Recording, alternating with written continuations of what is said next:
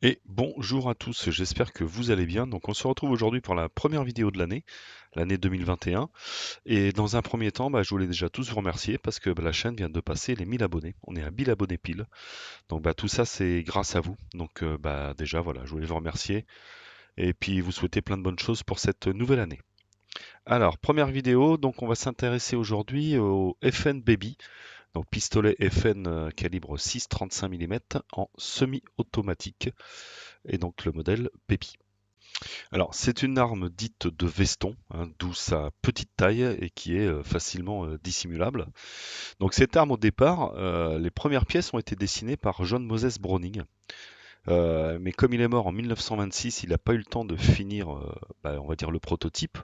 Donc, c'est son élève, Dieudonné Sève, qui lui a perduré, on va dire, dans le projet, a fini le prototype donc en 1927, mais à savoir que le premier numéro de la série Baby a été mis sur le marché en 1931. Et en fait, ce que Save il a fait, hein, vous le voyez à l'écran, il a utilisé le modèle 1906, qu'il a fait encore plus petit, et il a enlevé tout simplement la sécurité de crosse, et il a élargi le levier de sécurité. Donc voilà pourquoi il est parti vraiment sur ce modèle-là. Donc avec bien évidemment ces petites dimensions, il devient tout de suite un pistolet typique pour les femmes, hein, et ça, il n'y a pas de secret. Le modèle standard a été lui vendu en finition bleutée avec une crosse plastique. Donc jusqu'en 66 à peu près, la compagnie FN donc produit ce modèle en bleu poli brillant et après cette date, il devient bleuté mat. Cette année-là, il y a également un accord qui est passé entre la Colt Company et la FN de manière à ce que la FN n'importe plus le 1966 et le Baby sur le marché américain. Donc cette disposition dure à peu près jusque dans les années 50. En 53, Colt, qui ne fabrique plus de pistolets de veston depuis bien longtemps, la Browning Arms Company démarre l'importation. Donc ça, c'est en 53.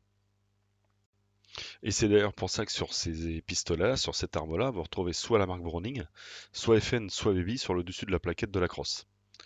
Le boom de la vente sur le marché américain s'est arrêté en 68, et ça c'est dû à la nouvelle loi sur les armes et l'interdiction des Saturday Night spéciales. C'est-à-dire que les Américains, via une loi, ont interdit le port du pistolet de veston. Alors, il y a un petit cocorico sur cette arme, parce qu'il faut savoir qu'en 79, la production du Baby a déménagé pour être fabriquée à Bayonne, donc en France, par la manufacture d'armes de Bayonne, la MAB. Donc le pistolet a été produit, il avait juste le nom de Fabrique nationale et le marquage d'épreuve de Saint-Étienne. Voilà. Donc à Bayonne, la carrière de cette arme-là s'arrête en 1983, quand la compagnie a eu des problèmes financiers et que tout s'est arrêté.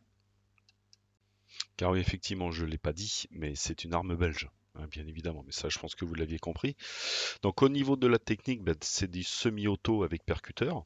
Le chargeur, c'est 6 cartouches, donc bien évidemment plus une dans la chambre, donc ça fait 6 plus 1.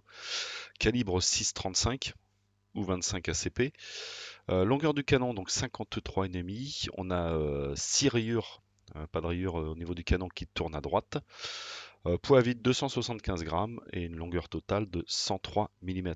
Donc effectivement, une très très bonne arme de veston. Alors que cette arme a été produite à environ 550 000 exemplaires, ce qui est quand même pas mal, et on en retrouve actuellement beaucoup sur le marché. De l'occasion, bien évidemment. Donc il faut savoir que cette arme a été beaucoup utilisée pendant la guerre par la résistance française, ainsi que par l'US Air Force. Donc écoutez, voilà ce qui est de cette petite présentation du FN Baby. En tout cas, j'espère que ça vous aura plu, j'aurais pas été trop long.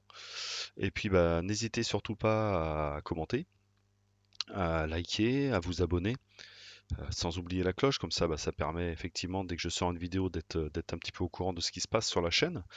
Et puis je vous remercie de nouveau pour les 1000 abonnés.